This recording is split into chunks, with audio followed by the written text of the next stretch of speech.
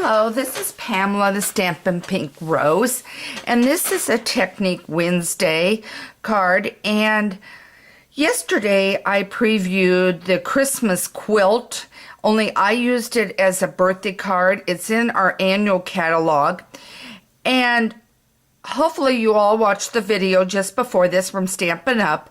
That gave you all the details and let you show all the pieces to this thing. And you're thinking, oh my, all those pieces. She did stamp in the video instead of pre-cutting everything out. And it's like a jigsaw puzzle if you do that route. And I thought, you know, that's a lot of pieces and a lot of time to sit and do. And if you would be doing mass producing 10 cards or something for a Christmas gift, that's a lot of work. You know, it's fine if you're doing one, but not if you're doing multiples. So I thought I'd show you the easy way to do this. And as I showed you yesterday, I did a happy birthday. I'm working on a Christmas one right now. And I want to show you how I do this. So let's get started. I'll put this aside. You're going to cut a piece.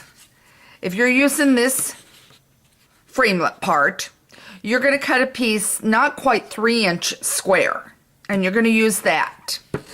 And then what you're going to do is take this marvelous adhesive paper. It's a strip. And you're going to cut it to fit on there. And so what I'm going to do is I've got my scissors here, and normally I would do it on my trimmer, but you're going to get more than one on this. So I'm going to cut, and as long as I get it pretty close to the square, it's not going to matter. Okay. Okay. You have another piece. Okay. So I'm going to lay that over there. So now what you're going to do is you're going to take this marvelous adhesive piece, and it does help if your nails are long, and mine have been breaking lately, I'll tell you this. So let's see if I can get this peeled back. I didn't bring my little poker to pull it back on. And it really isn't that hard. There we go, I think.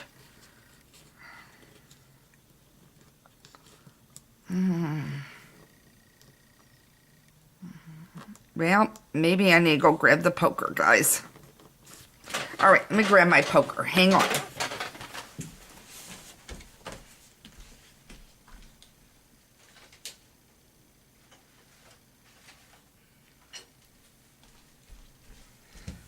Sorry about that. Okay, so now you're going to get under here, and you're going to pull that strip back.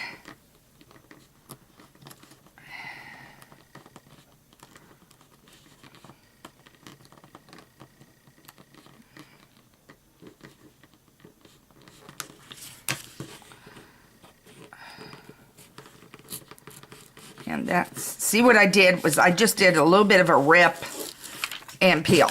You'll throw this piece away, and you'll put this on top. Try to make sure I'm in the camera. You'll put this right on top.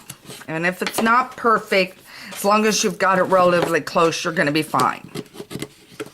Okay, and then you're going to lay your piece on. Grab your big shot. And your plates. And I'll set this stuff over there.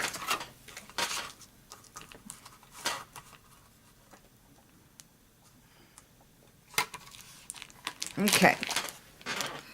And I've got it on my plate, and it went a little crooked, so let me move it.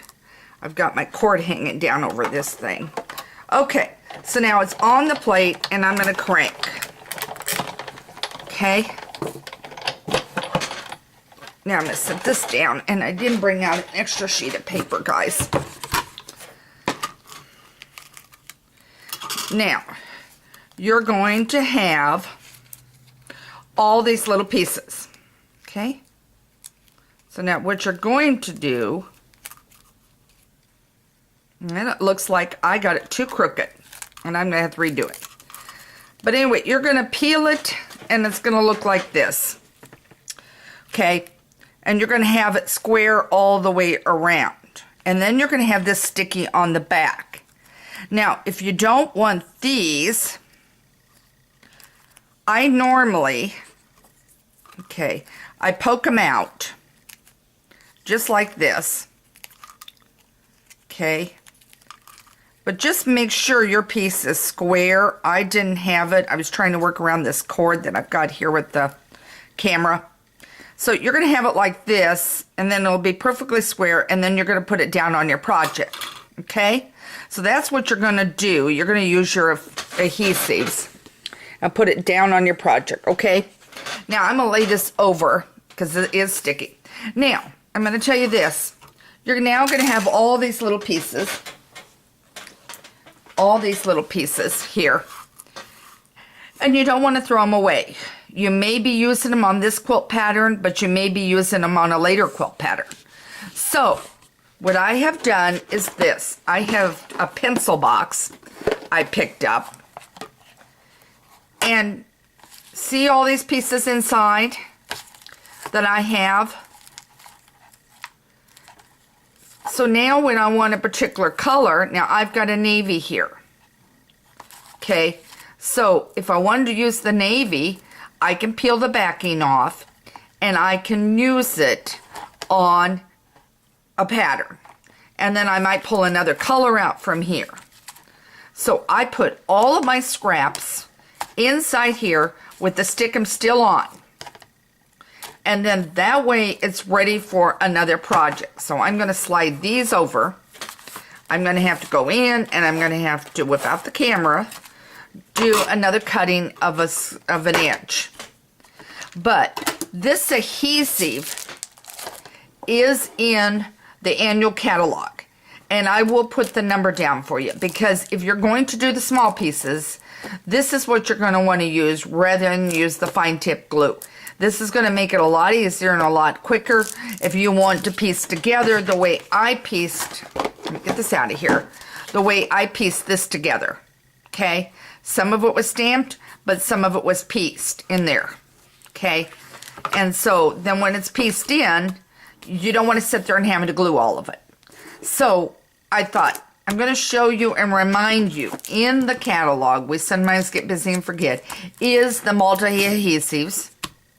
Use it. Go read your kids' room and get a pencil box and use it, or use a Stampin' Up! Case if you want to use it. I didn't have any at the time to put in.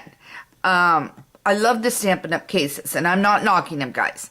The only problem I've got, as many projects as I've got going on, is with the case, it's flat. It does not stick up if you bury it underneath everything on your table. So if you're a burying everything, then with the pencil box, it stands out because it's so big, okay, and raised. Otherwise, if you keep a nice tidy table, by all means, go ahead and use the Stampin' Up! Case. But as I said, I didn't have one around at the time when I was doing this, so I rated a pencil box. Okay, so now on my site, I'm going to have below this the numbers for the multiple adhesive and the Christmas quilt as a bundle, because you're going to want to order it as a bundle and save 10%. So may I suggest, go ahead, if you don't have a Stampin' Up! Demonstrator, go ahead and order the Christmas quilt today. Start working on projects. Remember, that it's not just a Christmas one. You're going to be able to use this year round. And I've got a friend that quilts, so this is going to be a perfect birthday card for her. So if you got any questions, email me at Pamela@Stampin' Pink Rose. Feel free to leave comments below this blog post. And I'll be happy if you give me a link to respond. I'll be happy to respond to you if you've got questions. Otherwise, of course, you can always email me. I'm readily available.